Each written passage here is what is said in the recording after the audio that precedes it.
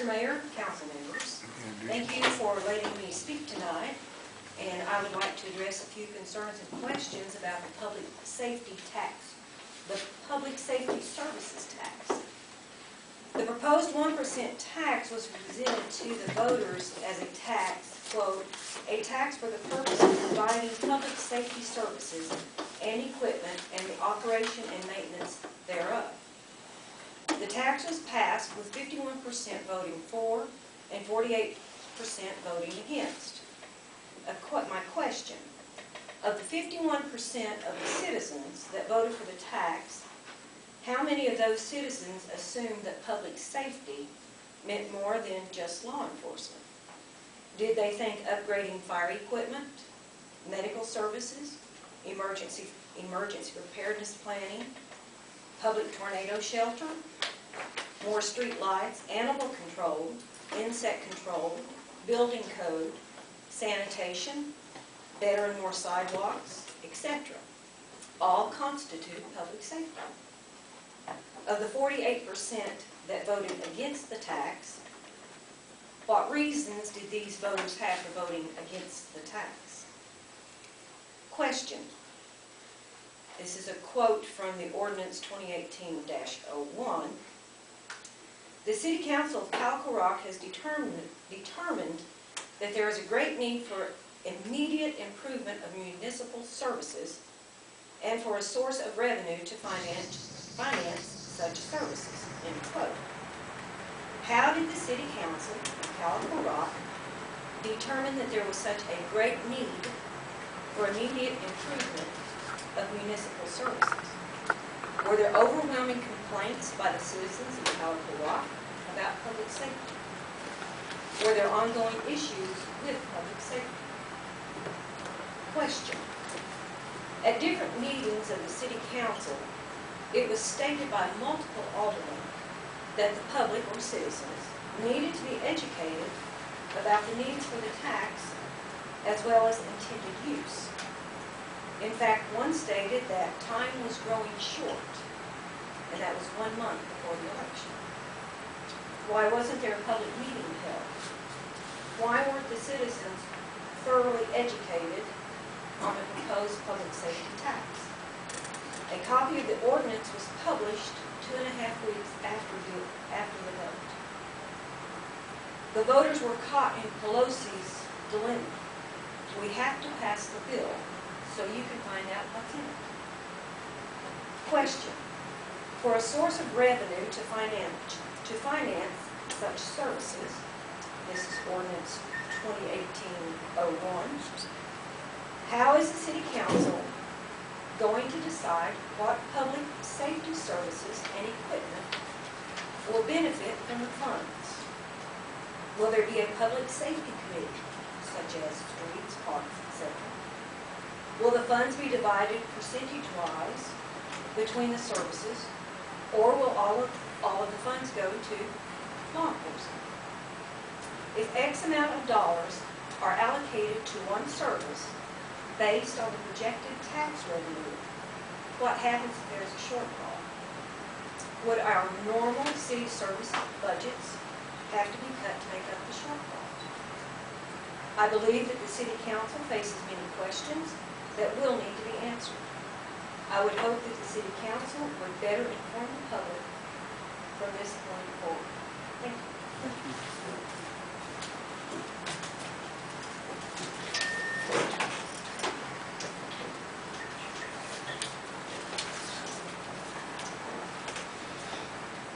I'm very good, and I want to thank you for allowing me to do this. This is strictly my opinion, and we're talking about. I want to speak on the ordinance 2018-1, which reads in part that the revenue from this will go to the City of Calico Rock, and that's in calculators. The tax starts in October, which means there won't be any money until November, possibly even December. And at that point, by January 1st, we have a projection of maybe $14,000 to $28,000.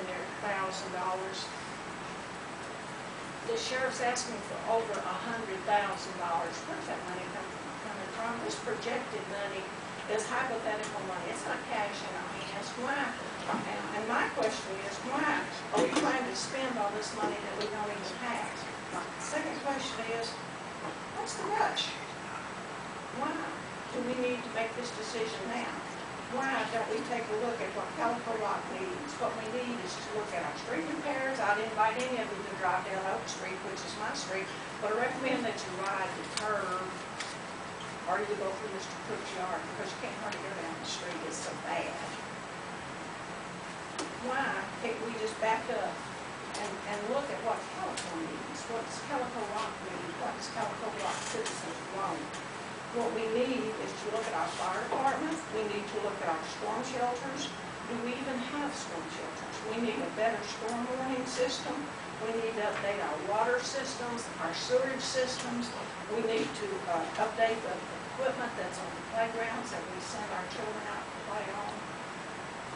I could make this list go on all day. What we don't need is people that don't even live in Calico Rock or even Israel County coming here to tell us what to do.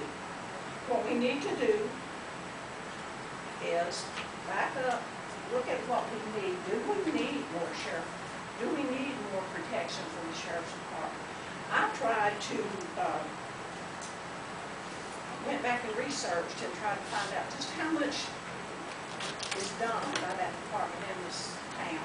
And what I found in our newspaper was that in June, I went all the way back to May 21st, that issue of the paper.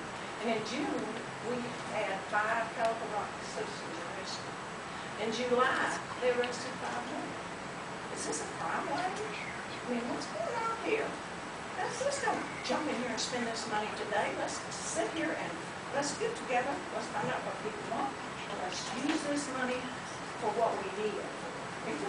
If it turns out we need it for the sheriff's department, okay, we did our job. Calico Rock has approximately 600 to 700 tax-paying citizens, taxable citizens, because we can't count those 600 plus inmates out there because they don't spend any money in Calico Rock. Think about it. How much money do any of you actually spend in Calico Rock? Very little, I'm sure. Go to Walmart. The mayor, Mr. Mayor, council members, I implore you, don't put us in debt. Don't do this to us until it's thoroughly researched and we know what we need. Thank you. Thank you, Ms. Mary. Shoots. Warren?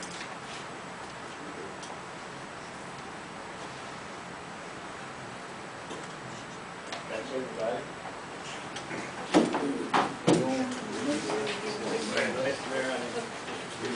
Is this when I need to get up? No. Okay. I just had just a question.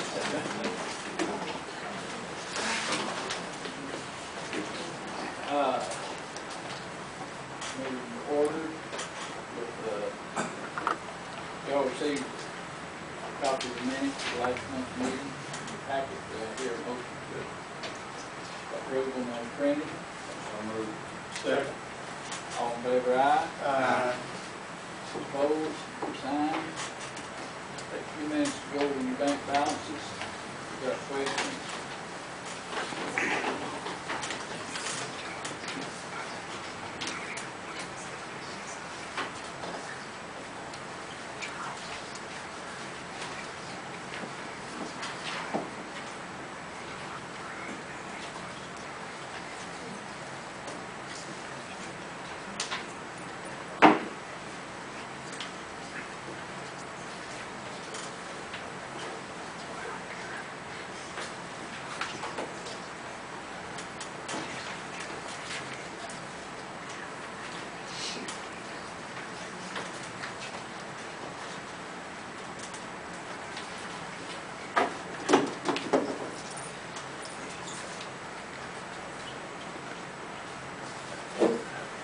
As we go forward this year on our sales tax, we received right at just a little bit over $26,000. Last month, $25,500.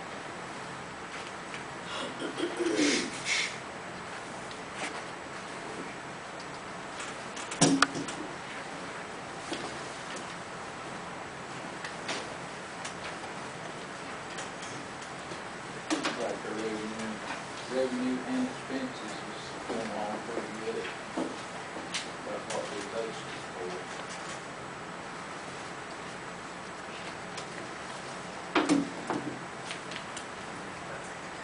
Water and sewer, the water revenue, $43,292 added for this last month. I think Katie said that's the most that she's ever got.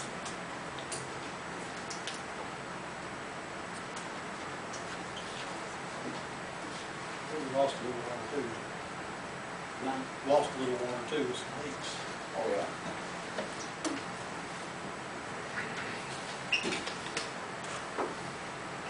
Yeah. Leaks up on the other side, down those other charges, maybe difference in the amount of water that's put out. Well, that's been hidden for a long time. He said it could have been 20-something years. Yeah. That's why Charles always has a good luck. Especially getting up wrong way.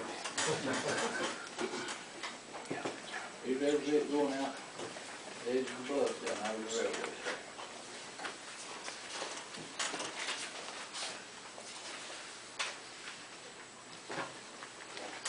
Street fund, part of the contract work has already been paid for.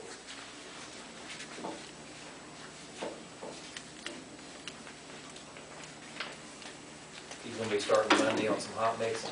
What he told me today, The roads, he should be here next month.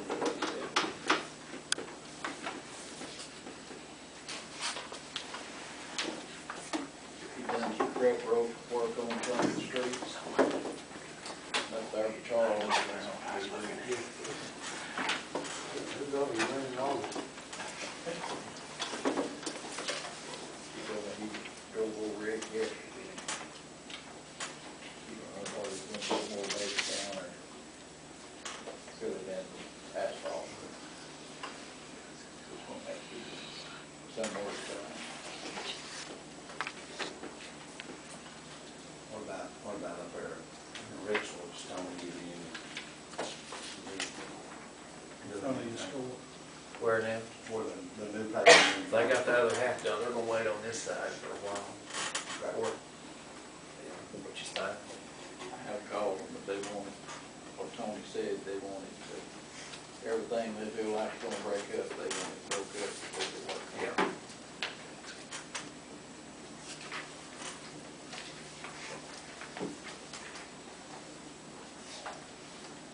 Any questions on that?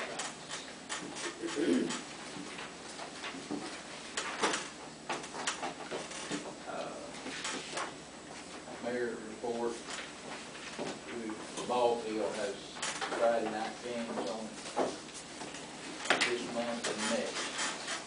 They have the rag ball tournament every Friday night. They've got 9 teams, I think they said they play 4 games every Friday night. Got the Department of Corrections this week. This morning they took all those up there by the Trimble House, all the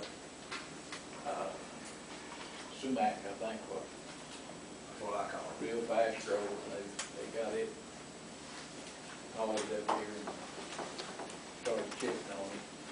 They should be pile, there's a pile of brush around here behind the wheel to chip that off. They got quite a bit of it done today.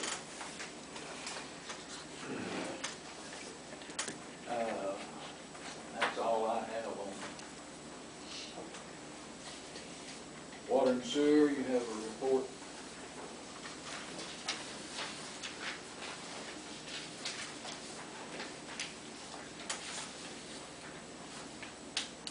Main thing that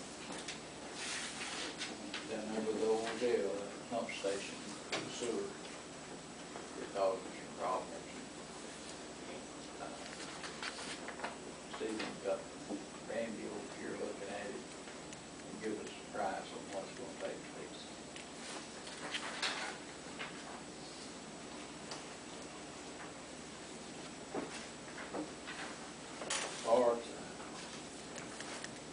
you they're having Friday night games. There's been quite a bit of activity in both parks. They've been reserved for different things. Quite a bit. Streets, you mentioned, lookout will be here, supposed to be here Monday.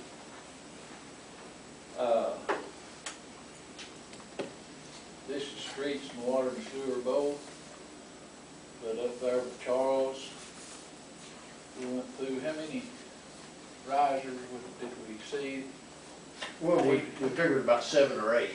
7 or 8 yeah, risers. that we'll have to raise. Manholes, streets, and Stephen will go up there and look at them. Most of them is just even with the streets, and it'll take a 2-inch riser on top. They will blacktop around it. We couldn't find one right there by the whole bank, Robin Street, and they went to measure and figured out where it was supposed to be, and then took the metal detectors and found it and dug it out, and it was 12 inches deep under the blacktop. A manhole. And Keith don't remember ever seeing it. And evidently, it was had blacktop over it, fill dirt, and then blacktop. And dug it out and put 2 6-inch risers, brought it up even with the blacktop, and then there will have to be another riser whenever it's blacktop. And there was one down below Knowles's, the same way. It's covered in blacktop, and had to be dug out, and a riser put in just to get it even. And I don't know how long they've been covered. Luckily, that one up there with the bank was just clean, and it didn't have anything in it, but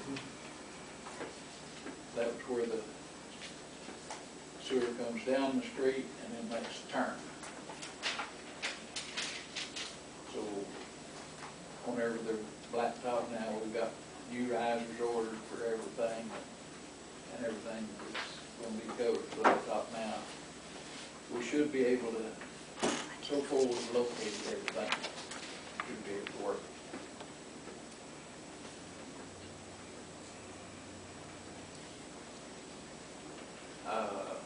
Car department. You want to turn down? Huh? You want to turn down? Yeah.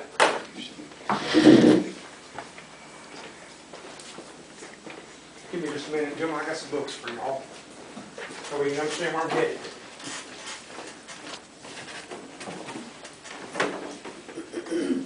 We colored it? If you've got some colorless color, I don't care. That's one thing. And then I'll walk this through all. Just one apiece, Justin? Yes, sir. Should be enough for all y'all, and they want to run these things to the sheriff since they sit so close.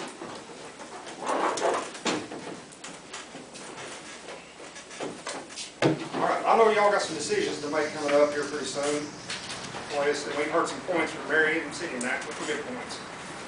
So how do we do this? But I'm going to give you a quick education on the expenses of the fire department. That's what it is.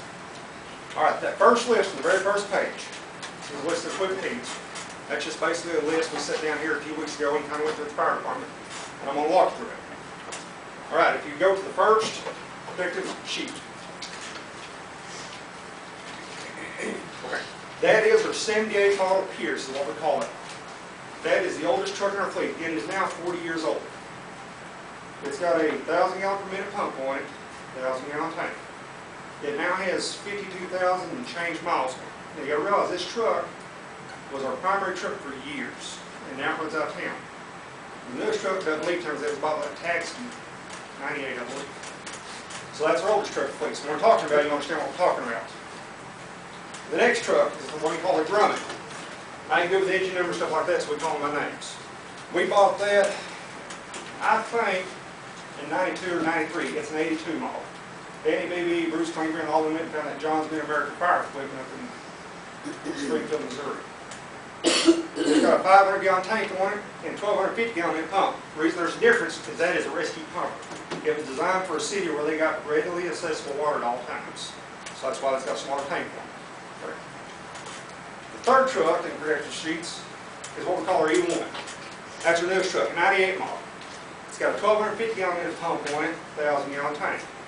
It was designed and built when we bought that tax that sunsetted out in '98. That's our newest truck. It's got 6,000 miles on it. Now you got to realize that we're also not road miles. When you engage some trucks with automatic transmissions, you're going to understand this. That odometer says they're clicking at all times.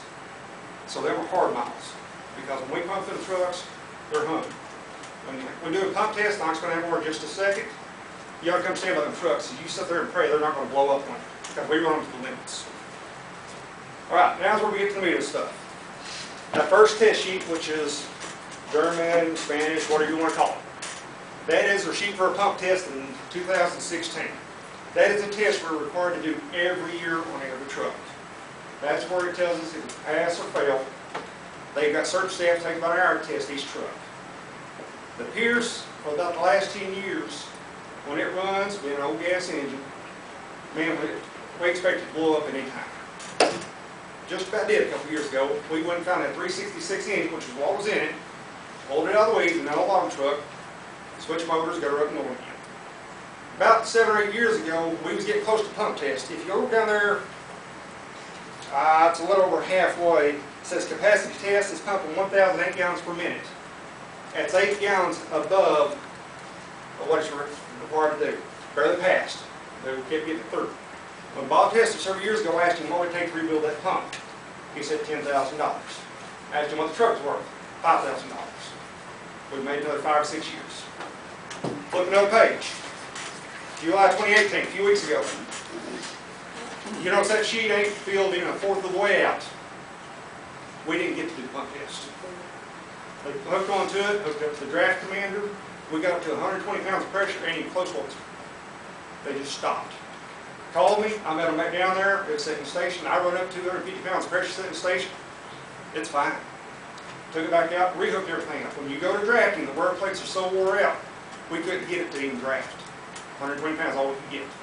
Now that being said, from a hydrant or from its tank, I can still get the pressure, but that's a limited amount of water supply.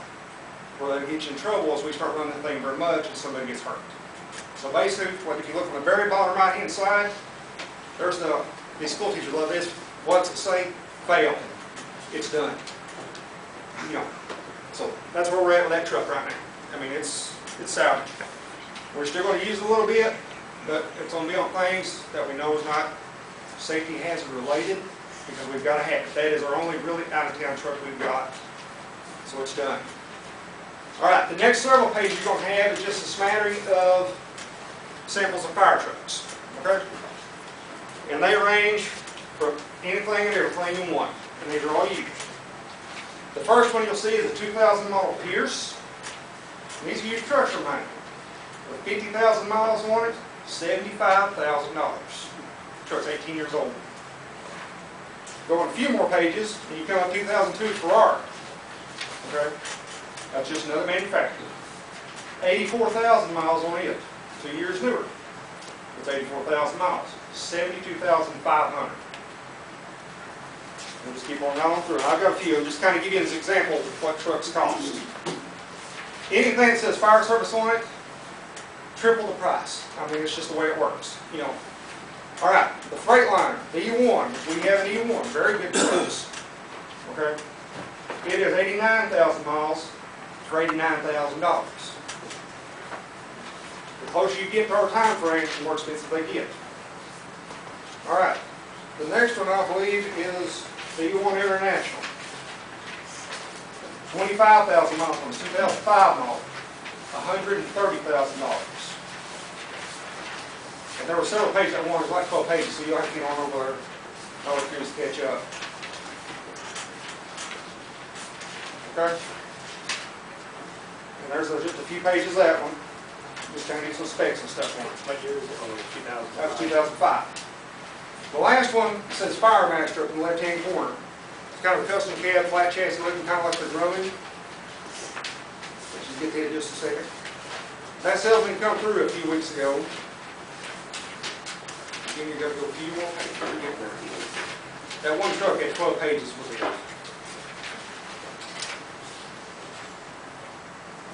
Sometimes when they wait to print it off, it just took a while for them to print off. A lot of them gave you 2 pages, other ones gave you more. You find it? Yeah, you got it. Okay. That one's from Firemaster. They're based out of Springfield. They got offices all over. The gentleman that came up the other day, he was from Greenbrier, I believe. Retired firefighter from Beaver Springs. All right. That truck there is an 05 Pierce. 42,500 miles for $180,000. So I'm just giving you examples of what these things cost. And that ain't looking through and said this is one that exactly replaces the one we've got. So they were just used trucks. That's just something we're going to have to think about in the very near future. Never used trucks. If you get a new one, and this is just a magazine I got in the mail the other day for a commercial pumper, which is what the Pierce is, all ours is, they're not commercials, or they're not customs. They start at $238,898 before you put anything on. So it's an expense we're fixing to have to spend. There's no way ifs, ands, or buts about it. All right, the next several pages, definitely make y'all's decisions when you start doing this media or having to do this. It's just loan amortizations. Some examples what you're going to have to figure out. With me, Charles? Okay. I just went through and put that print off you the other day, and I done 3.5% interest. I stopped by one of the bankers, and he said they could probably work with us, 3.5. The gentleman from Greenbrier, he uses the bank out of Oklahoma, they're like 4 point some odd. And I think Ronnie's going to go talk to somebody the other day, so these just examples I was just using the other day. Starting at $80,000, you're going to have to come up with $17,464 a year to start paying for an $80,000 truck. And you're looking at a truck that's already 18 years old in that price range. Go over a few more pages, and I jumped up $50,000. That's $130,000. That takes you up to $28,379 in change per year. That's what that's going to cost you. Pay on that loan, that note. Go over a few more pages. I print out the high one on that, $180,000. Pay on that note $39,294.20 per year. Pay on a $180,000 truck. So what I'm saying, I just gave you an example of what the trucks cost. They ain't cheap. I don't care what you do about it. And they go up. They told me the other day, it used to be 8% was a rule of thumb. They told me the other day they're 3 to 4% right now. So you figure on a $300,000 truck, they're going up, what, $9,000 a year? You know, and y'all been putting back $2,000 a year, so we're losing $7,000 a year if we try to go after new one, which we'll eventually will have to. I mean, we can buy used, we can find good used ones, don't get me wrong. You know, but eventually, what's going to happen to us, if we buy a good used one right now, you got to realize that Grumman is an 82. It's 36 years old right now, so it's 4 years behind it. And who's knows, it may lay down tomorrow. During the pump test the other day, when they got done, I got it, kicked it out, some automatic transmission. I like never got to go in gear. That transmission temperature was up to 300 degrees, and you know what that means. Yeah, it's getting close. But you know, you understand on the pump test, we put them to their max. I mean, you can't even stand next trucks, they're so loud because they're screaming. And that's what they want. So, trucks are coming online. So that's something that's going to have to consider here pretty soon. Now we're going to get into a lot of legal jargon. Next thing we're going to talk about is SCBAs. SCBA is self-contained breathing apparatus. That's it, Joel, right there with that gray tank on it. That thing's nearly as old as I am. We think, that's what I'm saying about, we think when they bought the Pierce in 1978, we bought them right there. We still got 3 of them on service. Those are what we call on-demand respirators. On-demand respirators mean when you take your suction of breath, it's going to give you air. If you jerk the mask off, it's not going to give you any air. The problem with that is, most of us get kind of grumpy, so if you've got toxic chemicals in the air, toxins can get in. If you look what I got highlighted on 6.1.2.1, SCBA shall have NEOS certification as positive pressure. So we need to start changing them out pretty soon. We've kind of bypassed, wriggled around with it, but the next time we call for an ISO inspection, and they start looking at some of these things, they're gonna say, you don't get credit for that right there. Which points off your ass already. We'll explain a little bit more about that in just a minute. You know, then it's got the point, all SCBA's, and that's further out, I highlighted it on y'all's, but 6.1.10 shall have voice communication system. That at a minimum shall consist of a mechanical speaking diaphragm. Them there, sounds like your Darth Vader, if you understand that good. You scream and yell, hopefully somebody can hear you. Them's the ones I trained on when I started in '88. Those are the ones I prefer, because they don't fog up with you. The other ones you get them, first thing you do is spit over, look around like you're scuba diving, and hope they don't fog up when you can't see anything. On the lines of SCBA's, go to the next page. NFPA 1901 standards. Okay, we're going to talk about the cascade system. Our cascade system is our SCBA's we have to fill them tanks. Them tanks are 2216 PSI. Okay, you got a loaded bomb on your back. When you empty those tanks, you take them in the fire station, you hose to them, you set their manual controls, you set dial it in, fill them up, they get your pressure, you shut them down. If you've ever filled one, you can touch the side of them and they get hot. Used to standards said you had submersible in water. They've gone away from that. NFPA 1901 says, now, the testing shall provide that air refill station is capable of containing all fragments of a failed cylinder so as to protect the operator and not rupture cylinders in adjacent chambers and prove that the venting provisions are adequate to direct air concussive release from the operator. Then on down there a little bit, and when you get to mobile, the system shall fully enclose the cylinder during filling to contain the fragments of cylinder ruptures.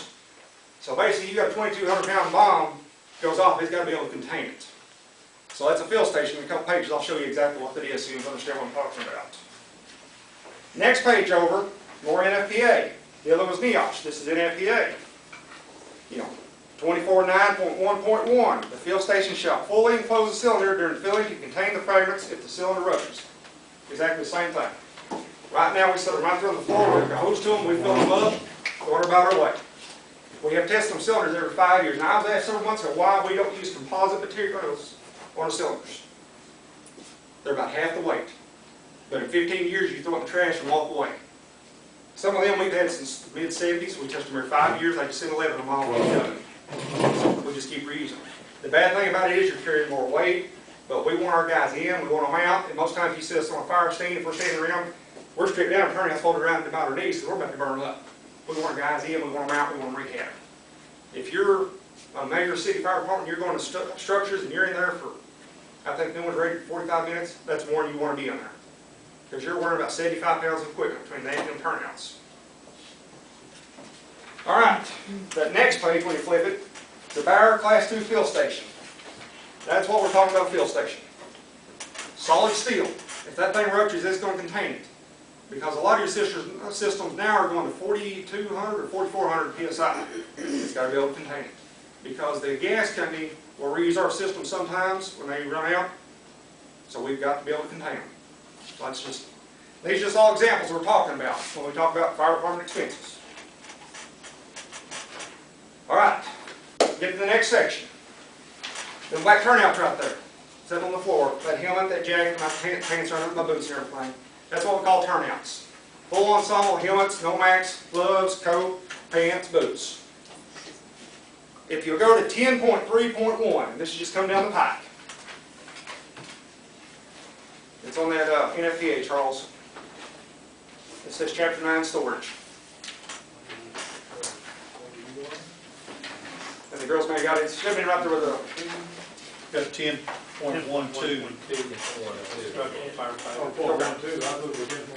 Well, mine's highlighted different. Stick with me. Stick with me. Okay. All right. Know where I'm going, not what I'm saying.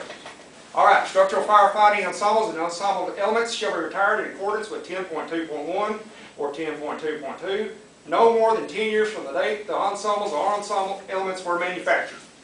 What's that mean? 10 years you throw in the trash. My suit right there, I think, I was trying to figure this out the other day, I think I got it in 92. And the reason I still wear the old black ones, when we got our brand new ones in 03, we got a green, got everybody brand new ones. Mine is still in a bag if they're brand new, but we're supposed to throw them away. There's no non-destructive way to test to see if they meet all current NFPA standards, which we don't. None of ours have the bloodborne pathogen barriers in them or anything like that. So that's something we've got to start changing out. They get very expensive when you start doing that. You know, them this turnout right there. Talked to a salesman the other day, and he kind of quoted off, if I can find it real quick. I've got paperwork scattered everywhere. Hang with me. SC bays were 7,000, turnouts were 6,000. $6,000 laying right there. Count the two together, you're at $13,000. This is a one person. That's, yeah, Per person. per person. We've got 21 sets. So we're going to have to come up with a plan to start changing them, rotate them out. Because what'll happen, like mine that are brand new, I've worn them since I think 92. Of course, I'm not inside most of the time anyway. The reflective barriers on them, you read on there also, it says they got replaced in 5 years. They're putting these dates on us everywhere we turn around. What'll happen if somebody was to get hurt? My fault, your fault, their fault, nobody's fault. We hear it on the news every day. Litigation's fixing to start. Because they're going to pull the records and say, how was that turnout? Whether it's turnout failure or not, they're coming after us. So that's just stuff we're going to start rotating out. All right, then you'll see a guy with a set of jaws in his hands. Then we're called wildland turnouts, rescue turnouts. When we go on wildfires or extrication, somebody in a car, we're actually supposed to wear these. We now wear, on extrication, we wear our actual turnouts. Now, if y'all remember, probably 10 years ago, we had to pull an extrication, motorcycle versus car, and we got the motorcycle rider out of the car. We threw a set of turnouts away. It was brand new. They was covered in blood. These are about half the cost. These cost you about $1,700 fully equipped. There's just no way to clear bloodborne pathogens out of turnouts and certify it. You know, I call all over the country, nobody even touched it. You know, I was trying to save us the money. But that's another set of turnouts we're going to start equipping our guys with one of these days. All right. In the report in the last council meeting I read, well, somebody asked a question about what was an expense of a pump we bought at the fire truck, $2,700 and some odd dollars and change. Somebody asked that question. I'll tell you what it's for. On the back of Big Bertha, which is their oldest tanker, we pretty much lost the pump on it. It's quite old. It's an old man. We commandeered it from the forestry. They was going to throw it away. We took the forklift, cut the torch, cut off back of the truck, and we run it about 10 years. Motor's got knocked in it. It's done. So we had to go to the forestry to buy a pump for that thing. That was $2,700 change, $2,800 all in. We get it through the forestry because they got a government contract. Usually they cost about $4,000 to $4,500. Federal contracts, we can get it cheaper. The reason I'm showing you that, out in front of our station, you'll see another tanker sitting there. It's nearly done. It's equipped to run as a tanker, but it needs more to meet other standards. What that pump is, we need another pump on that.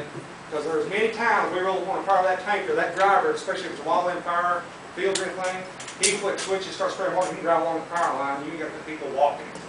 And we can knock a lot of fire down like that. So that's why the pump's on there. So it means we're going to have another $2,800 on that. Flip the page over, it shows a hose line reel. And all these are is just a hose and that one there's a hand crank. It shows $1,743. But what will probably happen since we're fixing to retire the Pierce and we put it in retirement, we're probably going to still have a red line off of it. Nothing drawn with it.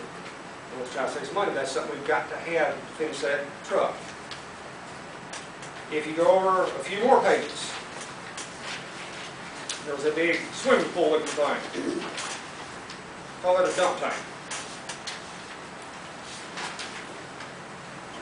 Y'all have probably seen that up there during the 4th of July and stuff. We set it up at times that kids get in and pull off and play. My guys have actually set on it, but when wildland fires got hot, they just went on and set it and pull off. Call it a rehab station. We've got to have one of those on the side of the truck. On the passenger side of the truck, you'll look at the back tank, this is a big black mesh wire thing. That's where that tank sets. Pull up, jerk it off, set it out. When the 2,000 gallons of water in the tank, that truck is gone. Because what happens when you're on a structure fire, not anywhere close to a water source. A good example is we had a fire on Grady Smith's 6 months ago. We run 2 tankers. Rodney brought a tanker. Tom brought a tanker. When they dump that water, we can keep pumping. That truck's already left going to get us more water.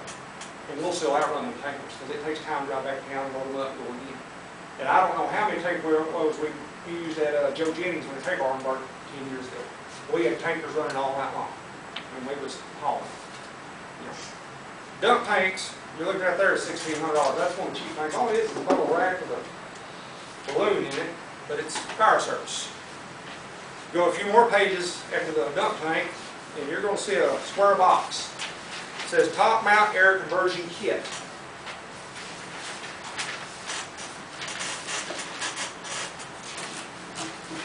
It'll look like that thing right there.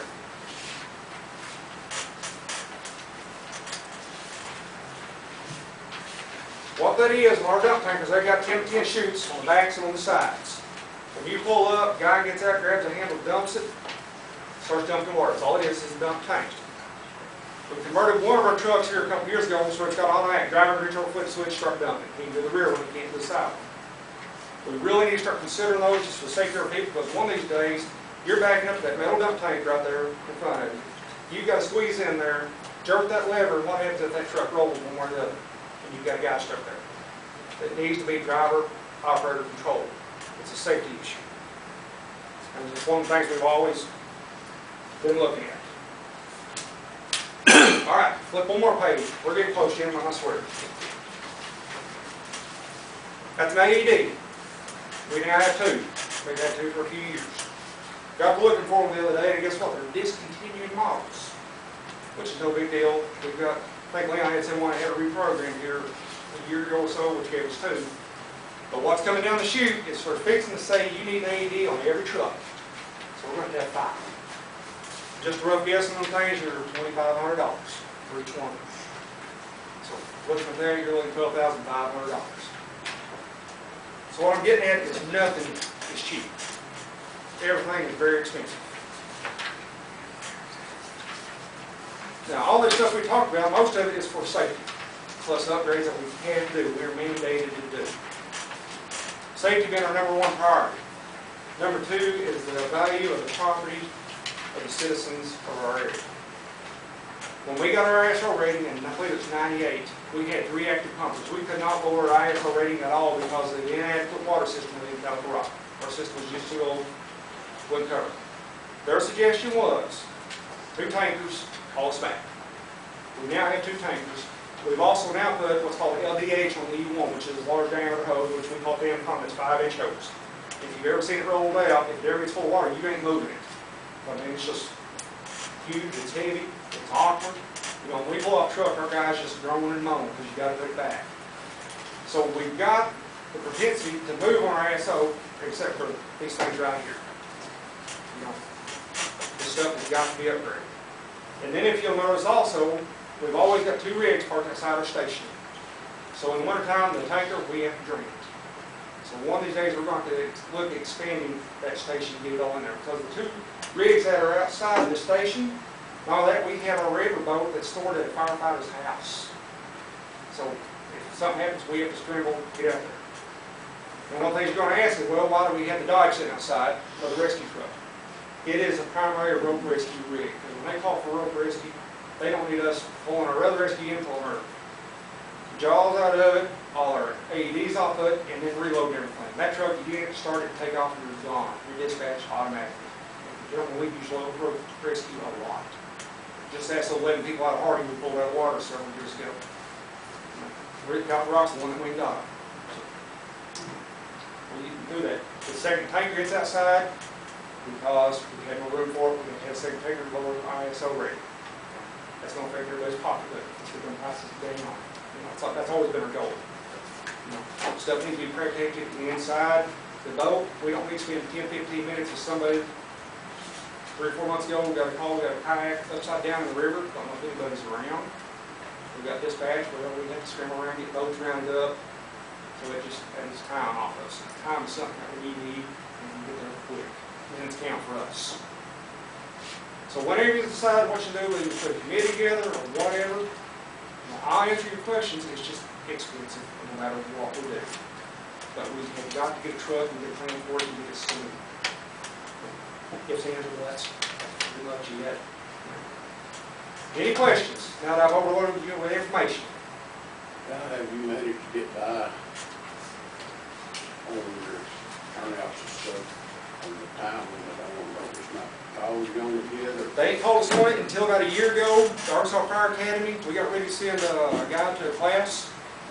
Called down there and they said, I can see your date on your turnouts before we let you on property grounds. We it's sitting. So nobody's called us on it yet. When I was a Boilermaker, working as a Boilermaker, they started out, when I first started, you just had a belt in your boat. Then it went to full harness with one tile. Then it went to full body harness with 2 tiles, where you had 100% tiles. We kept our records at the end of 5 years. If we had one that's brand new that had never been used, it was cut up and disposed of. I don't know how many of you here have been in self-contained breathing apparatus. I have. I've been under it in some pretty bad stuff like H2S, which is one of the worst things you can get. And if you've got a unit on your face that's a demand system, there's no way that I would want one of them, because you've got too much potential to suck in something where with a positive pressure, it's blowing out all the time, and you get in something and you lose seal, and you're going to lose seal once in a while, I guarantee you. Then you've got positive pressure blowing out. It's a lot safer. And for the boys that are on the fire department, that is all volunteer work. I say spend the money, whatever we need to do, let's make it as safe as we can. Let's get the best possible equipment for them, because they're putting their lives on the line for the community. That's the best I get for this. Fine job. That's part of it. I've been there, I've been wearing the old pants for years. Like I said, I would prefer to wear one of my old demands with this positive pressure, just because it fogs up. And truck, you can't set a fire anyway, before you can go in, it fogs up before you can walk through that door. It's, One question, does the fire department have a fire truck in mind? Do they have a recommendation?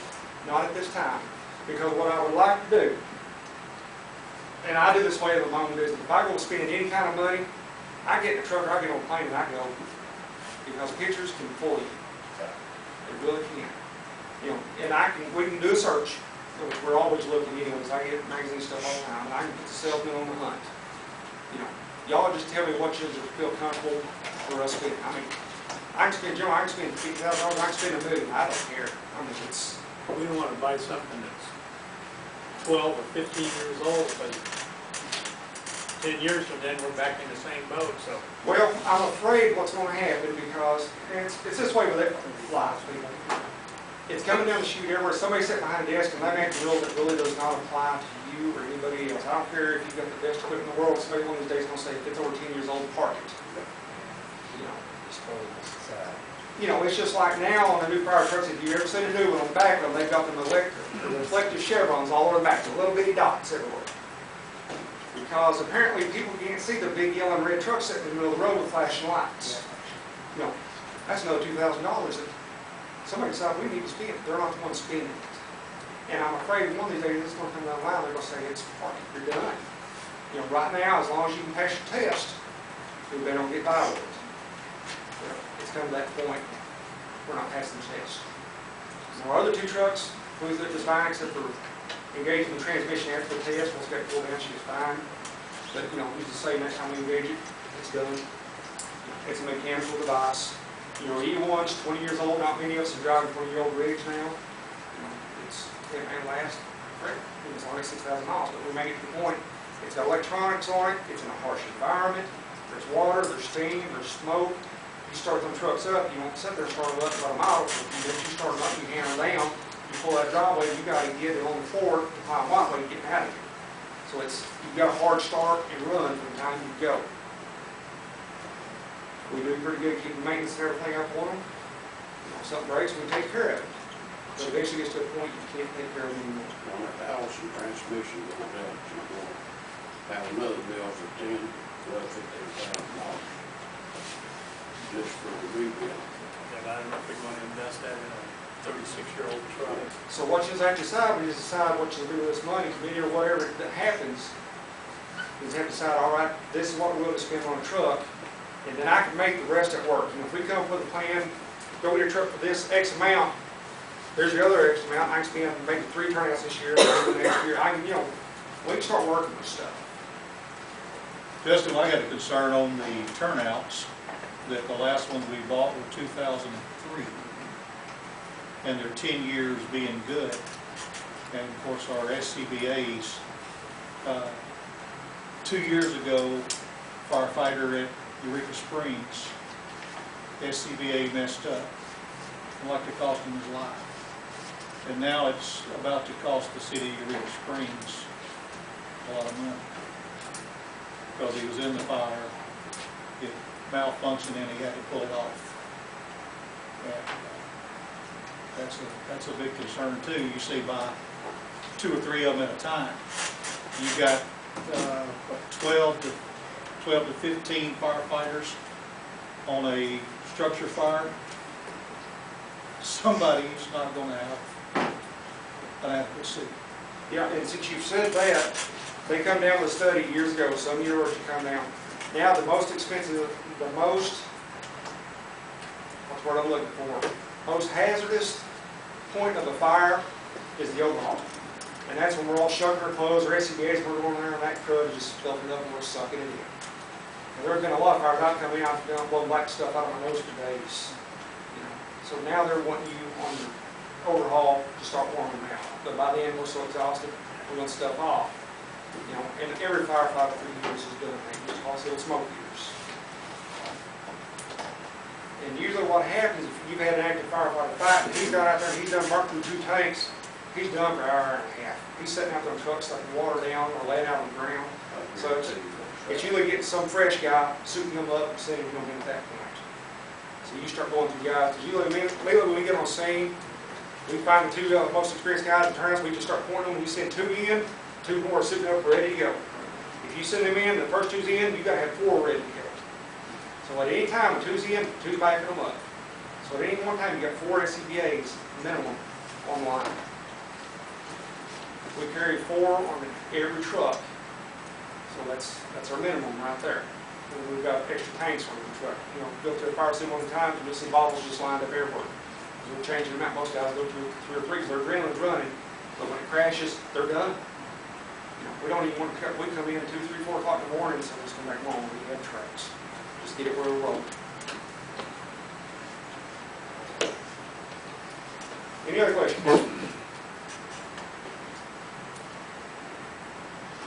Not any concerns or anything? Let me know. I'll try to answer them best I can. I know this took a lot of time. I appreciate you and the department taking the time to put all this together and to help some of the people here realize what is going on with the fire department and what we need. And that's one reason, you know, I dropped the pictures of the trucks, the SCBAs. I can sit and talk about all this stuff, and if you got something to look at, now you understand it. Especially if you ain't around here every day. Anything else, gentlemen? Well, I will sit down and appreciate y'all. Thank you. Thank you, Thank Justin. you. You won't be. Nope, you can have them. They'll make them for y'all. That way, if you run across them and have a question, call me. Okay, appreciate it.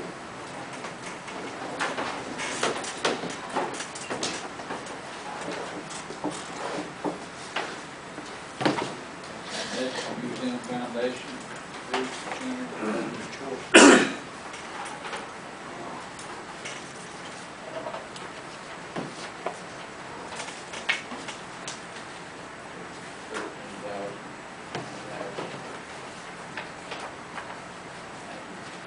Magazine, supposed to be put out the 1st of September. Unfinished business. Anybody have anything from it? We'll go with new business. If it's all right with the council, I'm gonna roll that until I get some more numbers. I've got some numbers, but I need just a few more. I'm gonna roll mine at the next meeting, if that's all right with council, that'll be all. I've gotta get some other things from the courthouse over there, that I'll come up with something. That'll save time too.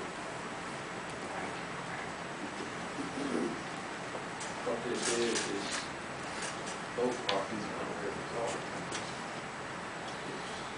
There's more people, they put a vote in and So here's the problem, I've met with a gang of fish, and I'm gonna talk with them again, and then we're gonna get the numbers right down low, where I can get the council some exact numbers to the, or what little we will have her come up with. all right, next is the public safety tax. We need to, it's been brought up, we don't have any money. Before the last November, or the tax, got a new packet, will start, business will start collecting in the first of October. By the time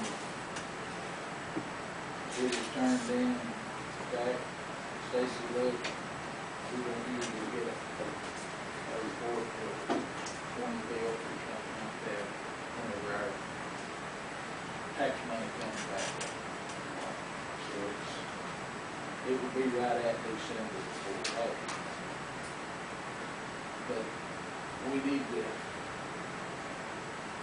what I've got wrote down here is set a percentage for fire department and law enforcement.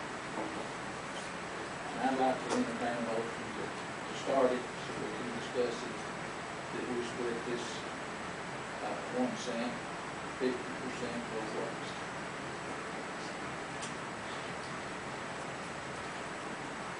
Why do we have to split, I mean, why do we have to maintain percentage split? For one thing, what we just went through, on the fire department, we're gonna have to know how much money we can spend. We're gonna have to know what we can spend on law enforcement. How is she gonna do it? Well, I think Judy made some good points, where's the money to do that, or something, where that comes from. Do I that. also have in here that we do not need to, I've got these two, we don't need to commit everything. We need to leave some in reserve. I mean, that's just a note that I've got. I don't think we need to commit to anything today. Because what we're hearing tonight from this, from the fire department, and then what they're saying there, you know, I think everybody understands we've got some money that's gonna be coming, but let's don't just dump it right now. You know, it's not gonna be here till December, you know. We've got law enforcement right now. We've got a fire department right now. Yeah, both of them need to be funded. But before we start saying, yeah, let's give this one a percentage and this one a percentage, like she said, let's get a committee together and look and see. You ask him what it was going to cost for a truck, you know, what are we looking at? Well, that $80,000 truck may not be there anymore. It may be $180,000. It may be $130,000. Well, I don't want to buy an old truck to defeat the purpose. Exactly. We need something fairly new, like 2010 or better. And not just the fire department, I mean, the shelter too, something like, you know, we just need to look before we start, you know, writing checks to everybody to see what we're going to do. One thing that I had talked to the banker about borrowing $200,000. We had a $180,000 truck here. This is all, there's nothing on paper, this is all verbal. We can also, on the truck, and I talked to Justin, we could order it out with so many turnout seats. And if it's $180,000, bring it up to $200,000. A $200,000 loan would pay out at $4,500 a month, would pay out in 48 months.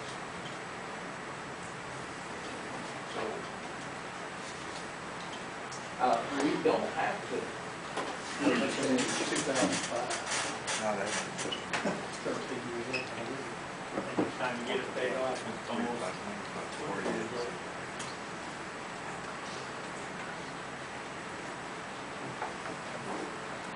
If they come in and check our ISO right now, our insurance is going up. Well, it ain't gonna go down. The latest, speaking, several companies have already basically given up on ISO phase because between fire, smoke, and water damage, you're generally not saving the house anyway. It's put together.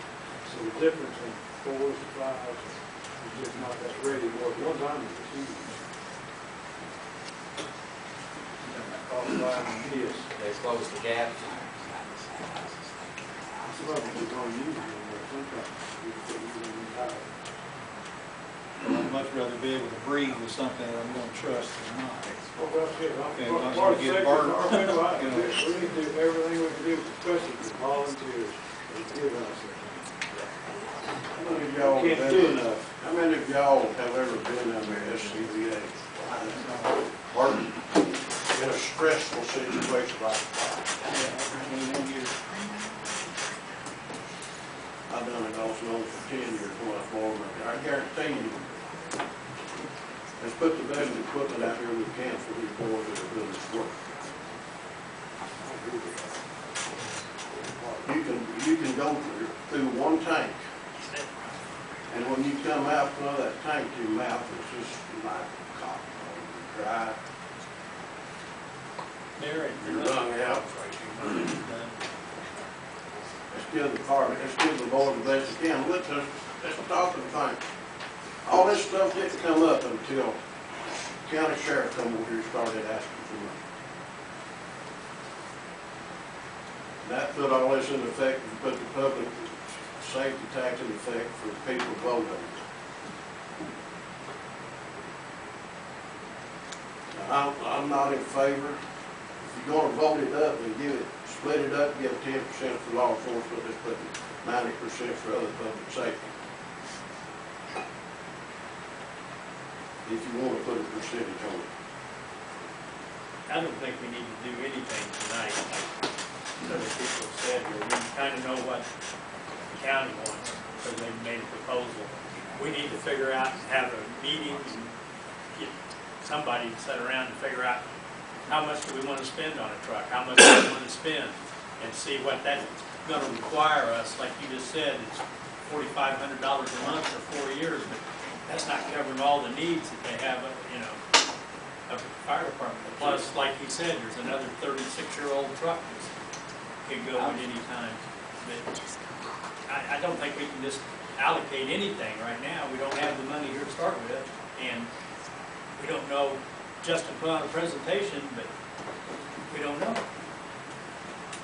Do you have one of those deals to fill the tank where it's the safety deal where it don't explode? No, we do not. We set them in the floor right now. Have for years set them in the floor. That would be like filling an old 1020 truck car that's got the old split rims on without a rack. You take your life in it. Vaccine said we need to have a vaccine. Yep. There were a lot of people that told me that they didn't understand the taxes. It passed. What we got.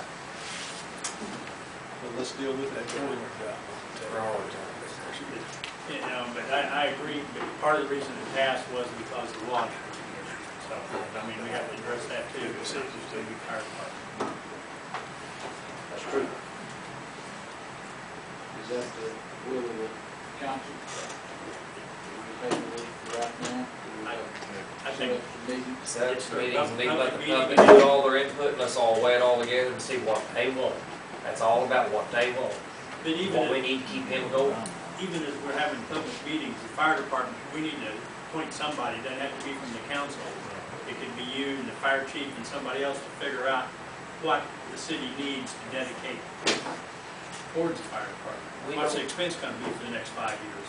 we don't even really know what's gonna come in. I mean, Right now, we have right at $27,000 The CD. from CD for set aside for the park. And we've got to have a truck now.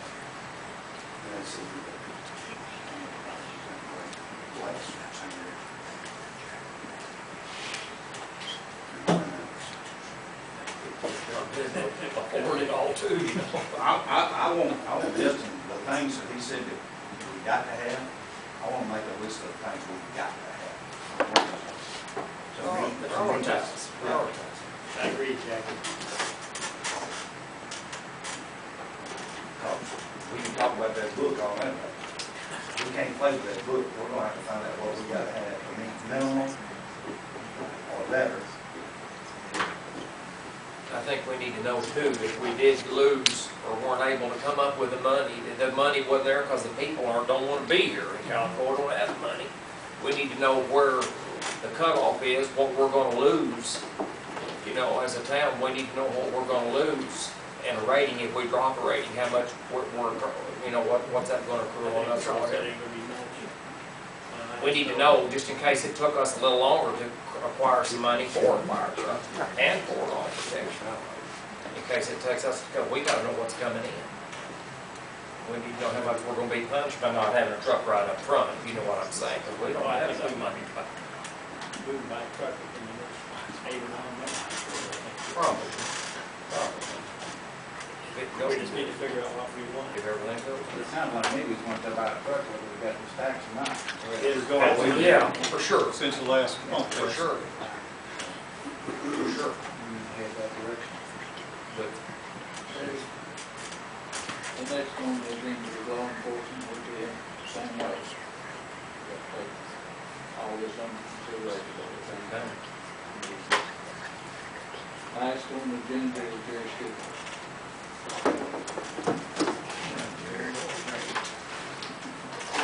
I don't have your handouts. Sorry, I thought I had 3 minutes. So everything I've got's on one page. And not a lot to say other than, you guys have some big decisions to make. And you better be figuring in the budget somewhere where you can get more paid, because you're gonna get paid enough. The city council to make these decisions, let me tell you, up front. Big decisions, when we start talking about safety concerns, fire equipment, law enforcement, guys, those are some of the biggest decisions you probably have to make, am I right? Yeah. And the public safety for the people in Calico Rock, some of the biggest decisions you've got to make. I'm glad I'm not in your shoes, I'll just tell you that tonight. I'll tell you a little story about law enforcement. And I remember a time as an assistant principal here at Calico Rock that when I found drugs on a kid, or I had an emergency situation where I needed a kid taken from the campus, which doesn't happen very often here in Calico Rock, and I'm proud of that fact. But when I did, and called for law enforcement, sometimes it would be an hour and a half before I got anybody over here. That's not a good situation. Probably, and I will say this, and I know that they be hard feelings in the past, but since Tate Lawrence and Ernie Blackley have been in the sheriff's office, I've never had to wait that long to get someone over here. Probably the longest has been 20 minutes. And everyone here knows you can drive from here to Belton in about 20 minutes, right? Especially if you have blue lights. So, anyway, that being said, I was in Hot Springs this summer at a Rural Education Conference. And Governor Hutchinson was speaking to us there, and he was talking about his new program that he's got, that he's promoting, and it's called the Commissioned School Security Officer. And what he is allowed to take place is for school employees to be trained as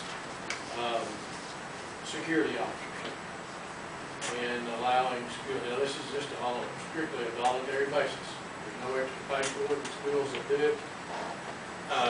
I don't know exactly whether I made a decision for that or against it.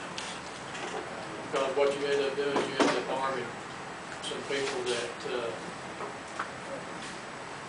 have not been through what's called the elite training. Now, these guys can tell you, Ernie, Jack, they can tell you more about that elite training that police officers have to go through, but I believe it's about a 14-week training period.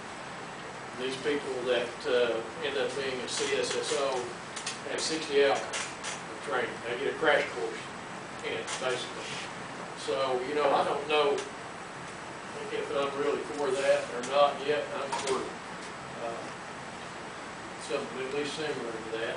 We hired an SRO about a year and a half ago, and we're spending a gross amount of about $45,000 a year. That's benefits and salary. And I started him out, I think, according to Ernie, at the low end of their pay scale. And this is a seasoned deputy. He is a fully commissioned deputy. He's not just a security guard. He was an SRO in the North Little Rock School District, North Little Rock policeman. So, you know, we're talking about just for one guy, neighborhood about $44,000, $45,000 with benefits and everything. So, that being said, that's what we have been doing for the last year and a half. Justin has made some very good points, very, very good points. We need new trucks, we need equipment. Charlie made that point there a while ago that, you know, we need to find out what it is that we do need and get that purchase and do the best we can. You guys have a problem, you have a limited amount of money that you are trying to spend. And I think you're trying to spend it the right way when you start talking about law enforcement and fire and safety. Two most important things as I pointed out. The governor made in his presentation, he made a point to talk about a school district that was allowing the sheriff's office to have access to one room on their campus. And that was for their deputies in that town to come to that room and do paperwork. Now, the purpose of that was not to give them actually a place to come do the paperwork. It was to get them on campus so that there is a presence of law enforcement on their campus. In so doing, they hope that that will be a deterrent to anybody that wants to do something, something stupid, I'll just do that. Okay? And that's kind of why people hire SROs also. The day I was going down to Hot Springs to the Rural Ed Conference, Jack gave me a call for about the second time. He and I had been trying to get together, and he was in town. He wanted to know if I was here. He wanted to meet with me, and I said, no, I'm on the way to Hot Springs. I'll be back in about 3 days.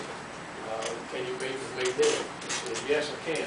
He had something that he wanted to talk to me about. So, when the governor talked about this school that was providing room for deputies to do the paperwork, the wheels start turning in my mind. As soon as I get back, when I talk to Jack, I'm going to offer him that opportunity to have his deputies come on our campus and do their paperwork.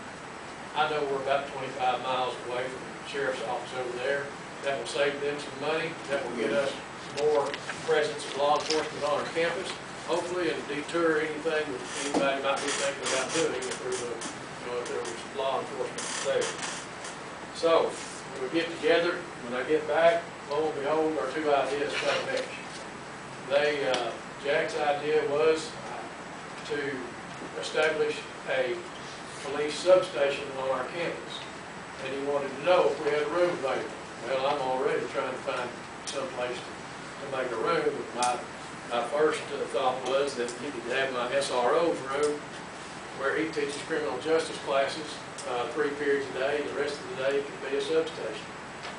And that was on the high school campus. But as we talked, we decided, you know, if we had one over here on this campus, SRO's room is up there on that campus, then we've got, possibly somebody on each campus at all times. So we came up with the idea of putting them over here at the elementary, and their office is going to be, which by the way, my board, 5-member board, voted unanimously for that to take place. They were all for it, 100%, because they know, as well as the rest of us, that the more presence of law enforcement that we have, the less chances of something bad happening. I'll give you an example of that. How many of you go to Mountain Home? Okay. Do you go up Highway 5 or do you cross the dam? You go across the dam. I do too. The speed limit is 45 miles an hour across that dam, I believe. 35 or 45. I'm doing 35 because I know there's somebody sitting down there telling me that most of the time. That's my point. If we've got somebody on our campus, more people are going to abide by the law. They're less likely to come in there and try to do something that they shouldn't be doing. The first thing you do when you meet a state trooper is what? You hit your brakes. I don't care if you're doing the speed limit or not. The first thing you do is you put your foot on the brake. I hope that when people come up on our campus and they see an SRO or they see a deputy, I hope they put on the brakes. And I don't mean that literally, I mean that figuratively. If they've got something bad in mind, I hope they put on the brakes when they get there. And, we hope that it's a deterrent. I didn't count all the reasons that Justin gave you. He gave you a bunch. He gave you a lot of reasons to spend money on fire and safety, and I agree with every one of them. I do. I can't name all the reasons that I have for having extra law enforcement. I've got about 400 and something reasons.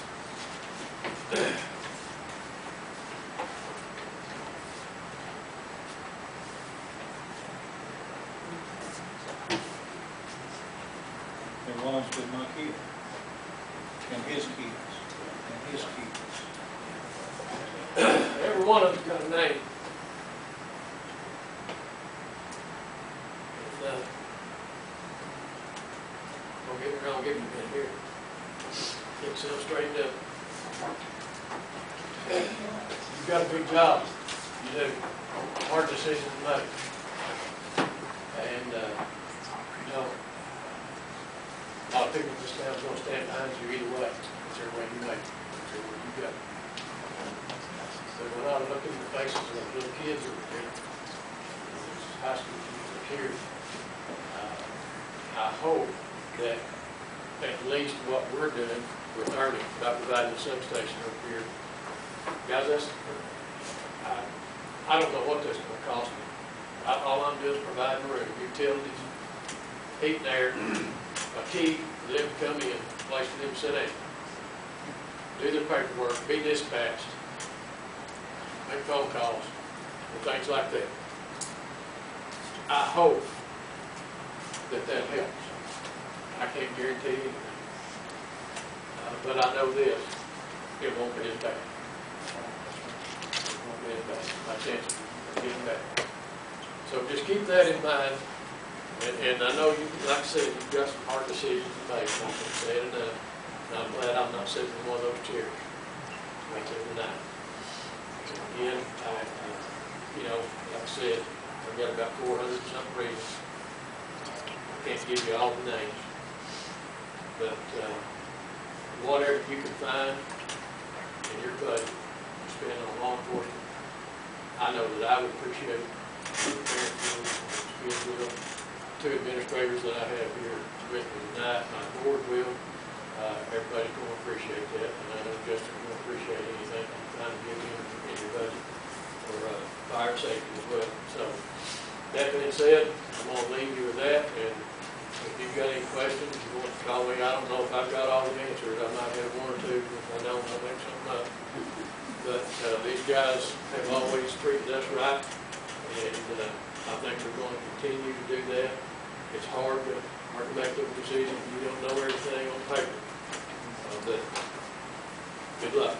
Mr. Skidmore, I commented, and Ernie knows this, the last meeting. The law enforcement service we've had over the past 6 years has been excellent. I had no one complain to me about the service the bid provided has been excellent. Thank you, guys, I appreciate it. Thank you, Jerry. I can answer any questions you want to, give me a call. One more thing.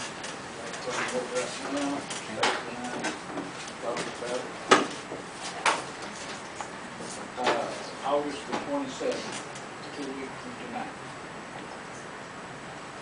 For a call meeting. Try to get as many people as we can here to discuss this. August the 27th. Are we gonna do it earlier, like at 6, or you gonna make it 7? Let's just go ahead and set it. Okay, August 22nd. 27, 2 weeks from tonight.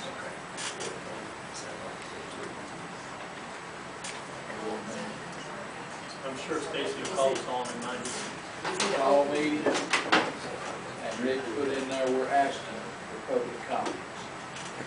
I may want to put I might put a separate piece that just talks about announcement, public meeting to discuss public safety, needs of the community or something like that.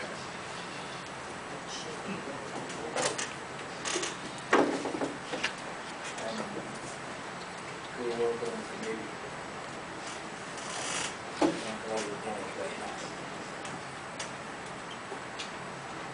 Anybody have anything else?